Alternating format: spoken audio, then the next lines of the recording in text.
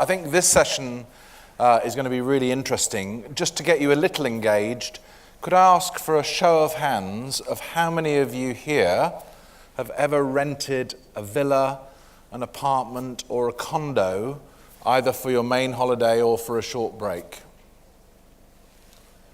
So a huge percentage. And how many of you prior to today and Jonathan's introduction had heard of IHIF2014? That's about 3%? A bit more. I think this is very interesting, and of course IHIF2014, although we're very fortunate to have Arnaud with us here today, isn't the only player. The peer-to-peer lodging market, as it's called, is estimated to have been worth $26 billion in 2013. Airbnb is probably the best known in terms of brand name and scale, but I think the conversation that we're about to have with Arnaud, which we're going to keep very brisk, will demonstrate to you that whilst this is very exciting and interesting both for renters and for consumers, it is very interesting from the hotel industry perspective to sit back and think, well, where are we going to be in 10 years' time if this collaborative consumption model continues to grow at the pace we've seen in the last 4 to 5 years? So Arnaud, firstly, welcome. Thank you very much for joining us. Tell us about the genesis of IHIF2014. How did it all begin? So it all began during my studies. We created the company together with my wife. On the idea we had actually during our internship, so during our studies at EHL, we need to do a 6-month internship. We did it in London for PKF, and for Easter 2007, during that internship, we traveled to Edinburgh in Scotland, and instead of booking a hotel room, we decided to book an apartment just to try out the experience. And that very experience was a real eye-opener to us. We absolutely fell in love with that type of accommodation, having your own apartment in a foreign city, your own kitchen. We've really felt like locals, and plus it was great value for money. The whole place cost less than a similar 2-star hotel room in Edinburgh. So we looked a bit more at the industry and.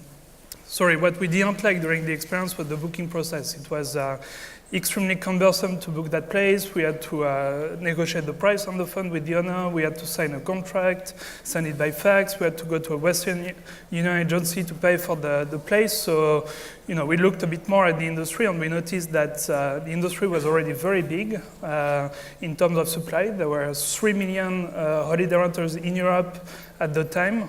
When you compare that to 3.9 million hotel rooms, it was, in terms of supply, almost as large as the hotel industry. But what we noticed was there were 10 times less bookings for holiday renters as there were for hotels. And to us, the explanation based on that experience was very simple. It was simply way too difficult to find and book these places. There was no Expedia, Booking.com-like website where you could easily find and book them. So that was the whole genesis.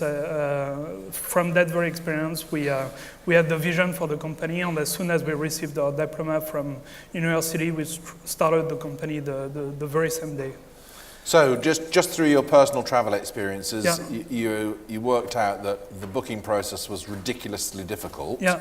So it needed something far more efficient and effective to bring the buyer and the seller together. Yeah, exactly. And so you built the website, which was the genesis of IHIF2014.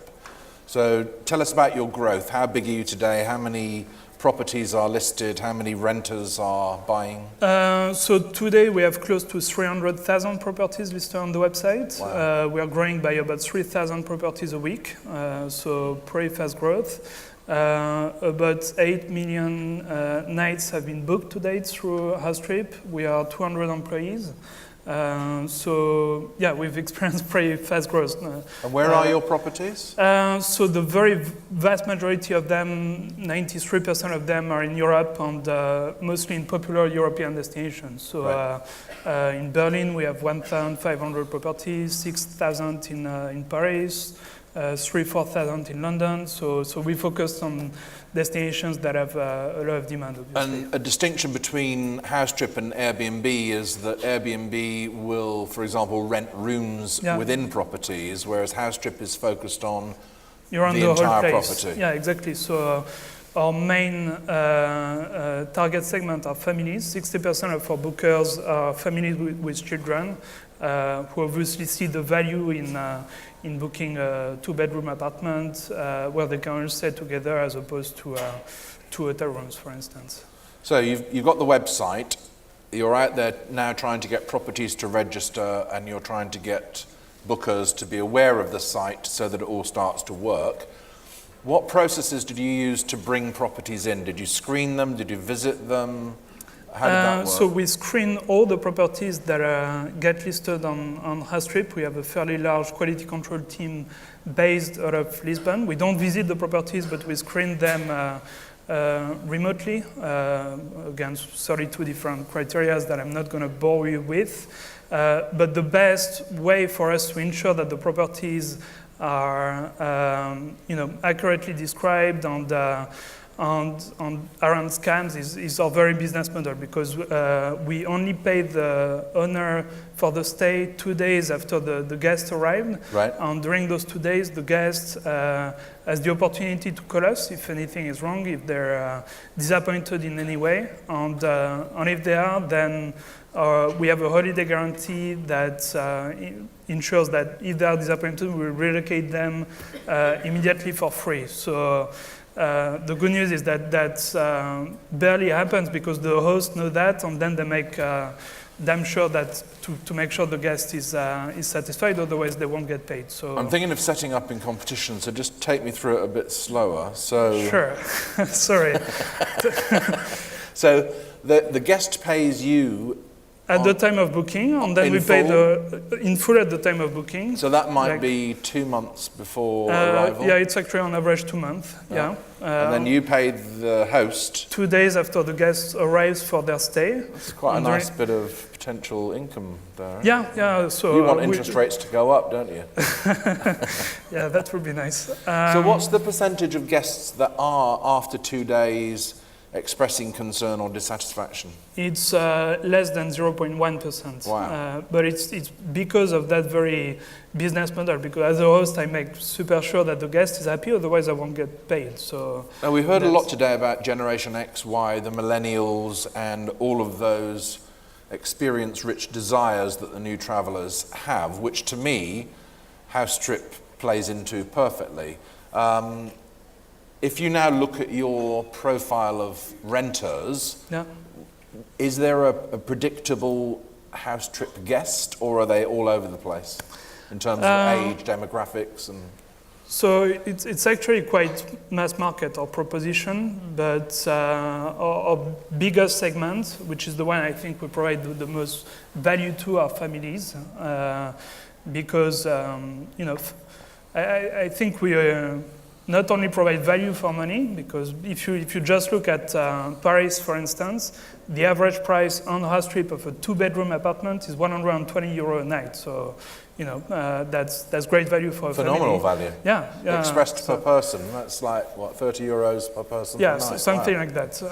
So that's value, but it's also super practical. It's having the kids in a restaurant for breakfast is just something that's very unpractical. Whereas if you have your own dining room, your own kitchen, and so on, it's easier to travel like that with kids. And then in a TripAdvisor-esque way, the people that have rented are able to post reviews of their experience and how good the apartment was, how good the location was, so on and so forth. Do you find, when you're looking then at the propensity to let, that those positive reviews increase the rentability? Yeah, definitely. Yeah. And is there any reverse ability for the, let's call them the landlord, to rate the tenant? No, so that we don't do, because I know that some of our competitors do, but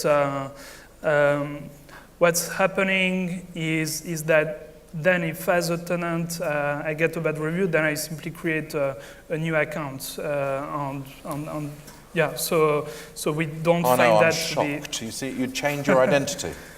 Yeah, so that's what's happening, and therefore host rating guest is not the right way to solve the issue for the owner, which is making sure that the guests don't break anything in the apartment. And we solve that with letting the host ask the guest for a deposit, which is the most straightforward way of making sure that the guests don't break anything during their stay. So if we look at 13 over 12, what metrics would you use to describe your growth? I'm just trying to get a sense for how rapid the growth is. So we pretty much tripled the amount of properties listed on the website, and pretty much tripled also our revenue. So wow. Yeah.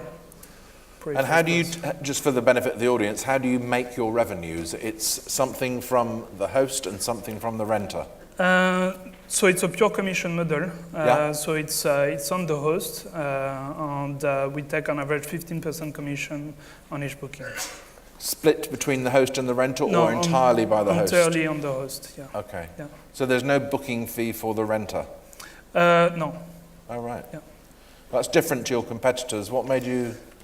I guess as a guest, you don't want to be bored with complicated fee structure. You just want to get a total price and pay for it. So that's all the good stuff, and that's phenomenal growth. What are the threats or concerns out there on the horizon? What's worrying you? Well, I guess the bigger threat is regulation. In our case, we've seen quite a few destinations being quite aggressive on that front. Most of the time what we hear is that our model, regulators fear that it might create housing issues in specific places, because some renters that could be rented out long term are being rented short term. So that's what I fear the most. Yeah, I saw something in Amsterdam. They've said, they've created some qualifying requirements whereby it must be the person's main residence rather than a buy-to-let type property. Yeah, and they also have a permit system. Amsterdam is actually one of the good ones where they've made the rules very clear, so it's good. Like, owners have a framework under which to work, where it worries me the most is where the rules are not clear, and therefore hosts don't know if they're going to be legal or not. Sounds like France. Yeah, it is France. It's always France. Yeah. And when you get the concerns, I mean, I absolutely get the concern about accommodation being drawn out of the host city and not available to the residents, but are the hoteliers lobbying against this phenomenon? I would guess so, yeah. I don't have any tangible proof, but it's in their interest, sure. Oh. Yeah. On the other hand, from the city's perspective, they're growing visitation, so they're growing income, they're supporting more jobs. Yeah. I'm struggling, other than that drain of accommodation, to know what the risk is. I was reading an interview by the mayor of Jerusalem the other day, which was quite interesting. He said, on one side, I have hoteliers complaining that the occupancy rates are going down. On the other hand, I see the amount of incoming tourists that keeps increasing every single, that's increasing quite rapidly. So, from a city standpoint, I think it's interesting because our model is actually growing the market. It's enabling people who could not afford to travel, like families with 2 children. Right now, in a lot of destinations like New York or London and Paris, it's almost unaffordable to travel and stay in hotels, whereas they can do it in apartments. So yeah. So I imagine that your growth so far has been predominantly fueled by main holidays, by short breaks, and if you were able to split your customer base, it would be predominantly leisure. Do you see business users starting to appear? It's very small, the business segment for us. It remains majoritarily leisure travelers because I think hotels still provide services that we do not provide today that business travelers need. Probably the business travel segment is going to be the latest to look at our model in the life cycle. But it's still a young business, and congratulations for the phenomenal success, and I'm sure all of the hard work and long hours that's gone into it. But where do you see the business in 10 years' time, in terms of scale or consumer appetite? So, yeah, that's the billion-dollar question, isn't it?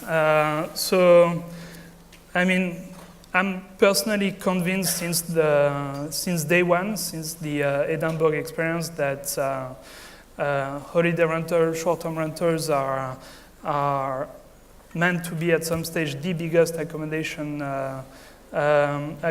type for traveler. To me, it just makes sense. So, that's the whole vision behind House Trip, and that's where I see the industry going. Ladies and gentlemen, please join me in thanking Arnaud Bertrand for his kind comments this afternoon. I promised Jennifer I would try and get through this session very quickly.